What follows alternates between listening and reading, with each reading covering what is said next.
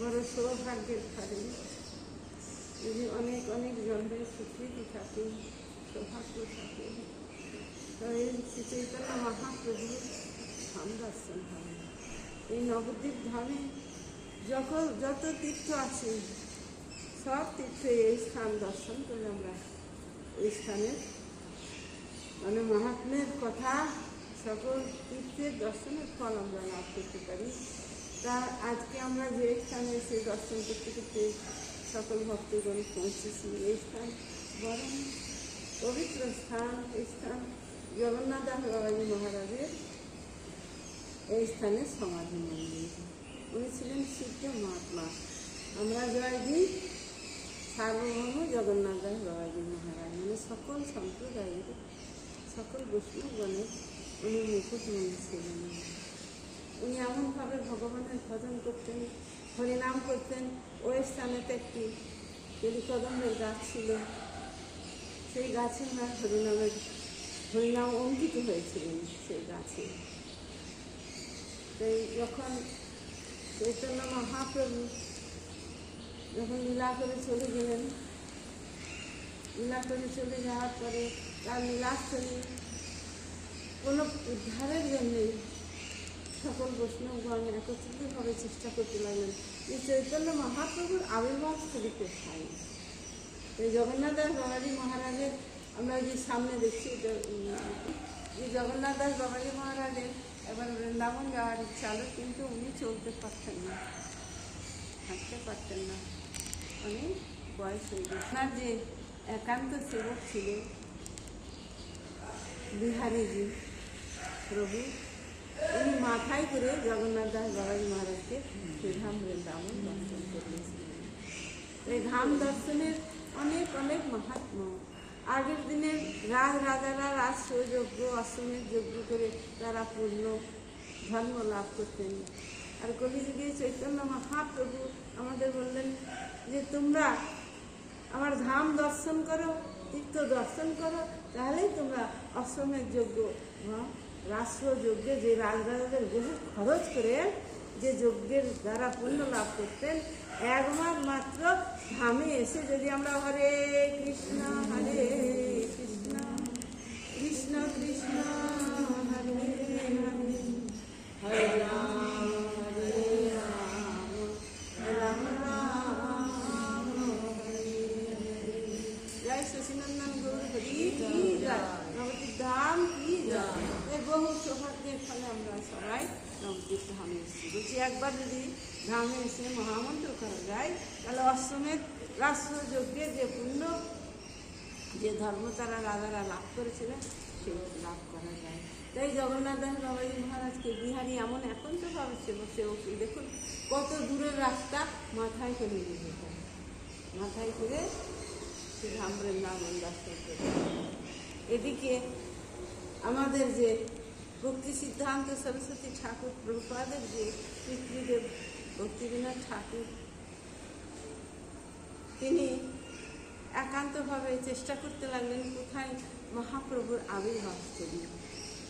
কেউ বলেন এপারে গঙ্গার এপারে, কেউ বলে ওপারে। তো এইভাবে তিনি তখন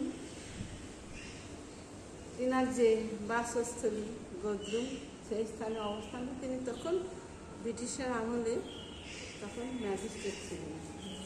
তাই সব কিছু দলিল বা সমস্ত জায়গা নির্ণয় করে তিনি বুঝলেন যে চৈতন্য মহাপ্রভুর আবির্ভাবস্থলী গঙ্গার ওপারে মায়াপুর, এখন যেটা আছে আমরা গঙ্গাস্থলী, কালকে দর্শন করব। তো সেই স্থান কীভাবে আবির্ভূত হলো, যখন ভক্তিবিনোদ ঠাকুর ছাদের উপরে বসে তিনি গ্রন্থ আদি লিখেছেন। যেমন ভক্তিবিনোদ ঠাকুর প্রত্যেকটি বেদান্তের সার তিনি কীর্তনের মধ্যে প্রচার করেছেন। তিনি কীর্তনের মধ্যে সকল কিছু তিনি জানিয়েছেন, আমাদের দিয়েছেন। যেমন পদকর্তা নরোত্তম ঠাকুর গোসাই কত সুন্দরভাবে হরি হরি বিফলে জন্ম গোয়াইন, তাই মনুষ্যের জন্ম বড় দুর্লভ জন্ম, তো এই জন্ম আর দুবার হবে কি না জানি না। দুর্লভ মানুষং দেহ দেহ না ক্ষণভঙ্গুরু তত্রাপি দুর্লভ মনে বৈকুণ্ঠ প্রিয় দর্শনে। এই ধামে আসলে আমরা কত সাধু দর্শন পাচ্ছি। এই সাধু দর্শনের মাধ্যমে গঙ্গার পরশ হইলে পশ্চাদে পাবন দর্শনে পবিত্র করে তোমার মন। তাই বিহারীজি যখন বৃন্দাবন থেকে আবার এই স্থানেতে আসলেন, এই স্থান তার ভজনস্থল। কিন্তু ভক্তিবিনোদ ঠাকুর প্রত্যেক দিন চিন্তা করতেন, মহাপ্রভুর কাছে তিনি সবসময় প্রার্থনা জানাতেন যে হে প্রভু, তোমার আবির্ভাব স্থলী আমাদের জানিয়ে দেন, বুঝিয়ে দেন। আর ভগবান যদি কৃপা করেন, ভগবান যদি কৃপা করেন না করেন, তাহলে আমরা হরিভজন, হরিনাম, হরি সংকীর্তন, ধাম দর্শন করতে পারব না। কারণ আমরা ক্ষুদ্র জীব, তার কৃপা করুণায় আমরা এসেছি। তো এইভাবে প্রার্থনা জানাতে লাগলেন ভক্তিবিনোদ ঠাকুর। তখন উনি একদিন গভীর রাত্রে ছাদে বসে আছেন, আর দেখছি কি যে এখন বর্তমানে যে মায়াপুরে যে চৈতন্য মহাপ্রভুর আবির্ভাবস্থলী, সেই স্থানেতে একটা জ্যোতিপুঞ্জ মানে আলোক উঠছে, উপর দিয়ে আবার নেমে যাচ্ছেন, উঠছেন। এইভাবে অপূর্ব সুন্দর একটা জ্যোতি। তাই তারপরের দিন সকালবেলায় ভক্তিবিনোদ ঠাকুর কি করলেন, ভক্তিবিনোদ ঠাকুর তখন সেই আলোর জ্যোতি ধরে তিনি সেই স্থানে আসলেন।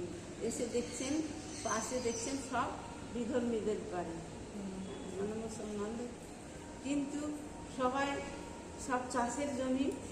কিন্তু ওই জায়গাটায় দেখছে ওতে দিয়ে ভক্তি দেবী তুলসী মহারানী, তুলসী দেবীর গাছ সব। হ্যাঁ, তা উনি এসে জিজ্ঞেস করছেন, ওখানে চাষ করছেন সব। তার নাম ছিল তখন মিয়াপুর। হ্যাঁ হ্যাঁ, ওরা মায়াপুর থেকে মিয়াপুর।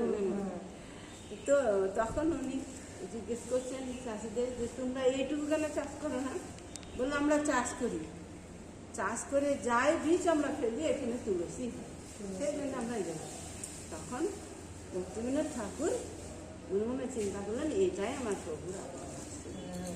কিন্তু তো নির্ণয় করবেন তিনি, সিদ্ধ মহাপুরুষ ছিলেন। সিদ্ধ বাবাজি মহারাজ, জগন্নাথ দাস বাবাজি মহারাজ তখন শ্রীরাম বৃন্দাবন থেকে এই স্থানে এসছেন।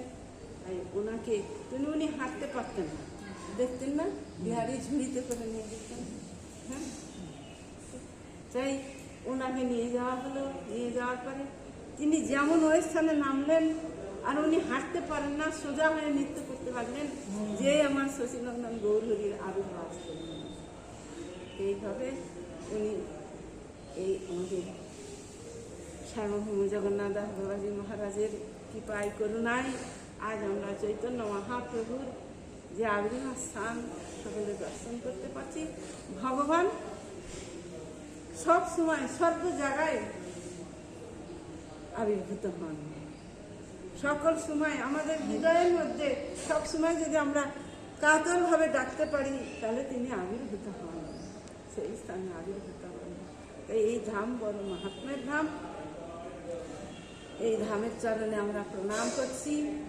জগন্নাথ দাস বাবাজি মহারাজের কাছে বড় সৌভাগ্য। আজকে একাদশী তিথি, মাধব তিথি, শুভ বিজয়া দশমীর দিন এই স্থানে আমরা আসতে পেরেছি। আমাদের গুরু বৈষ্ণবের অহৈতুক কৃপা, আমার গুরুপাদ পদ্ম শিল ভক্তি বেদান্ত বামন গোস্বামী গুরু মহারাজের অহৈতুকী কৃপায় করুণায় আমরা এই স্থানে আসতে পেরেছি। গুরু বৈষ্ণবের যদি কৃপা করুণা না হয়, তাহলে আমরা হরিভজন, হরি সংকীর্তন, হরিনাম কিছুই করতে পারবো না। এই দুর্লভ মানুষের জন্ম দেই না ক্ষণভঙ্গুর তত্রাপি দুর্লভ মন্যে বৈকুণ্ঠ প্রিয় দর্শন। এই মানুষের জন্ম আর হবে না। তো এই যে আমাদের দুর্গা পূজা গেল, এই মহামায়া দেবী নাহং প্রকাশ সর্বস্ব যোগমায়া সমাবৃত মোরাহং নাভি জানাতি লোকে মাম অজয়। এই যে দুর্গা মা সকলকে মায়ার দ্বারা আবৃত করে রাখে, সকলকে মায়ার দ্বারা আবৃত করে রাখে। তাই আমরা বুঝতে পারি না, আমরা এই জগৎ সংসার নিয়ে বেঁচে থাকি। যে আমরা যে কত ভাগ্যে মনুষ্য জন্ম পেয়েছি, এই জন্ম আর যে পাবো না এটা আমরা বুঝি না। আমরা রঙ্গ তামাশা মেতে যাই, সংসার নিয়ে মেতে যাই, ভোগ বাসনায় মেতে যাই। তাই গুরু বৈষ্ণব যদি কৃপা করেন, জগন্নাথ দাস বাবাজি মহারাজ যদি কৃপা করেন, বৈষ্ণবগণ যদি কৃপা করেন, তবেই আমরা বলছেন যে ধাম কৃপা করি যার উঠাই যখন, আঁখি দেখে শুনে মত চিন্ময় করি। ধাম যদি কৃপা করে দর্শন দান দেন, তবেই আমরা দর্শন করতে পারি।